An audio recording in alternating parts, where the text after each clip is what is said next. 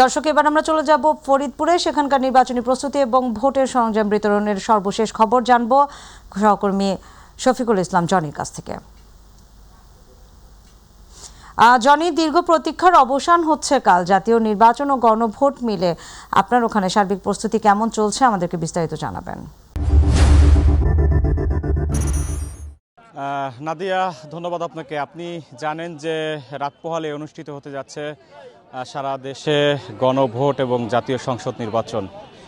এই যে ভোট উৎসবে অংশ নেওয়ার জন্য কিন্তু ভোটাররা অধীর আগ্রহ অপেক্ষা করছেন। আমি এই মুহূর্তে রয়েছি ফরিদপুর 2 আসনের নগরকান্দার সরকারি মহেন্দ্র নারায়ণ একাডেমির মাঠে।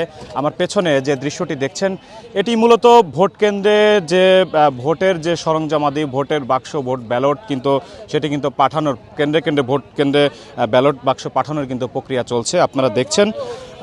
আমরা যদি এই আসনটির একটি তথ্য আপনাদেরকে দেই, সেটি হচ্ছে যে এই ফরিদপুর 2 আসনটি কিন্তু ফরিদপুরের নগরকান্দা এবং সালথা উপজেলা নিয়ে গঠিত, যেখানে সর্বমোট ভোটার সংখ্যা 3,32,041 জন এবং এখানে কিন্তু সর্বমোট 117টি ভোট কেন্দ্রে কিন্তু 649টি ভোট কক্ষ রয়েছে, যেখানে ভোট গ্রহণ অনুষ্ঠিত হবে।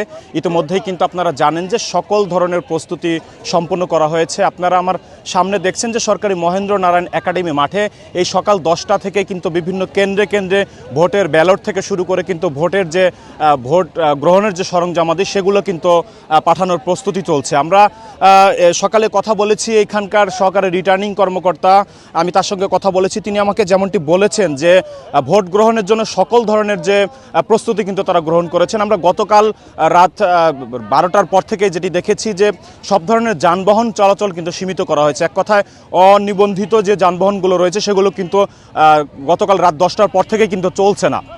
আমরা যেটি দেখেছি যে প্রত্যেকটি অঞ্চলের মোড়ে সব জায়গায় কিন্তু টহল চৌকি বসিয়ে এক ধরনের নিরাপত্তা দেওয়া আছে। গতকাল স্বরাষ্ট্র উপদেষ্টা ব্রিগেডিয়ার জেনারেল অবসরপ্রাপ্ত জাহাঙ্গীর আলম চৌধুরী ফরিদপুরে এসেছিলেন এবং তিনি কিন্তু ফরিদপুরের আইন শৃঙ্খলা পরিস্থিতি নিয়ে কিন্তু সন্তোষ প্রকাশ করেছেন এবং বলেছেন যে সর্বকালের সবচেয়ে বেশি আইন শৃঙ্খলা বাহিনীর উপস্থিতি কিন্তু এবারের গণভোট এবং জাতীয় সংসদ নির্বাচনে কিন্তু উপস্থিতি বাড়ানো হয়েছে। তো এক কথা বলা যায় যে ফরিদপুরের যে ভোটের যে পরিবেশ এখন পর্যন্ত কিন্তু খুব স্বাভাবিক রয়েছে এবং ভোটাররা অধীর আগ্রহে অপেক্ষা করছে তাদের যে মূল্যবান ভোটটি দিয়ে তাদের যোগ্য প্রার্থীকে তারা নির্বাচিত করবেন।